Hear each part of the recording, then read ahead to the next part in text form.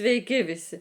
Mano vardas Karolina Šublinskytė ir šiandienos tema – ar tikrai vyrai serga rečiau negu moteris. Pažiūrėjus medicinos statistiką, galima pamanyti, jog vyrai serga rečiau nei moteris. Tarsi moteris jautresnės ligoms, bet ar tai tikrai tiesa? Bet tai tėra statistika, o statistika sudaryta iš surinktų duomenų. Yra surenkami duomenys tik tų pacientų, kurie kreipiasi pagalbos pas gydytojus, o kurie nesikreipia, taip ir lieka nesurinkti duomenys.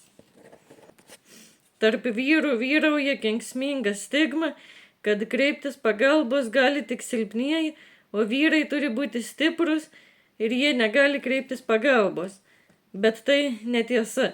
Visiems reikia pagalbos kartas nuo karto. Ir tai viskas gerai, viskas tvarkoje, kai yra negerai ir reikia kreiptis pagalbos. Negerai yra manyti, kad pagalbos niekada ir neprireiks. Jos vis tiek kažkada gali prireikti.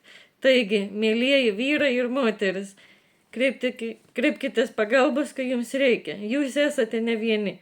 Ir yra žmonių ir arba institucijų, kurie gali jums padėti.